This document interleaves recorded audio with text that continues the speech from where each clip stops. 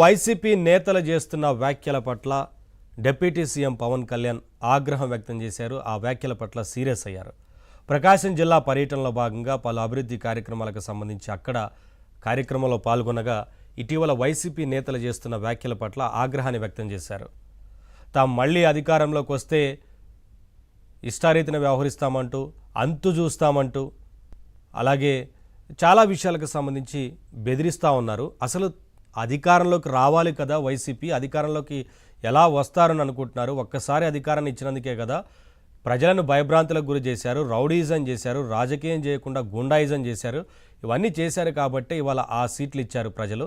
అయినా బుద్ధి మార్చుకోకుండా, వైఖరి మార్చుకోకుండా ఇదే రకంగా ప్రవర్తిస్తే ఎలా అధికారంలోకి వస్తారనుకుంటున్నారు? అసలు అధికారంలోకి ఎలా వస్తారో నేను చూస్తా, రానిచ్చేది లేదు అంటూ మాట్లాడారు.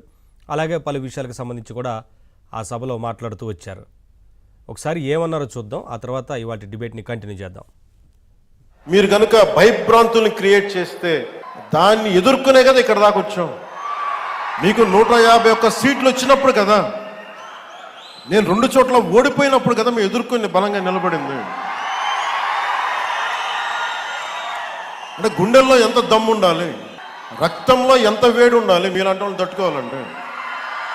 నాకు తెలిసిన సినిమాల నుంచి వచ్చిన సినిమాలో డైలాగులు చెప్పను నేను. కుత్తుకలు కోసేస్తాం, మిడకాయలు కోసేస్తాం అంటే కోయడానికి మేమేమన్నా చొక్కా ఇప్పి చూపిస్తామా?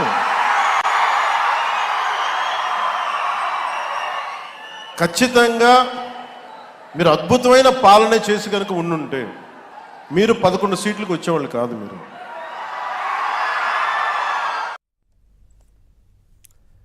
అది అంటే అధికారంలోకి వస్తే అంతు చూస్తామంటూ ఇటీవల వైసీపీ నేతలు మాట్లాడుతున్న నేపథ్యంలో ఉప ముఖ్యమంత్రి పవన్ కళ్యాణ్ ఆగ్రహం వ్యక్తం చేశారు. అసలు అధికారంలోకి ఇంకా ఎలా వస్తారనుకుంటున్నారు? ఒక్కసారి అధికారాన్ని ఇచ్చినందుకే కదా భయభ్రాంతులకు గురి చేశారు, రౌడీజాన్ని చేశారు, రాజకీయాన్ని నీతి రాజకీయాలు చేయకుండా అనవసరమైన రౌడీజానికి పాల్పడ్డారు, గుండాయిజం చేశారు, ప్రజలను భయభ్రాంతులకు గురి చేశారు. ఇవన్నీ చేసిన తర్వాతనే కదా ప్రజలు 11 సీట్లతోని అధికారం లేకుండా చేశారు. ఇప్పటికైనా సరే వైఖరి మార్చుకోవాలి కదా అనేది వారు చెప్తూ వచ్చిన మాట. అలాగే పోరాటం గురించి కూడా ఏం మాట్లాడారు ఇప్పటివరకు మనం చూసాం. ఇదే అంశానికి సంబంధించి వాటి డిబేట్లో మాట్లాడదాం. డిబేట్లో పాల్గొంటున్నారు కోటేశ్వరరావు గారు, రాజకీయ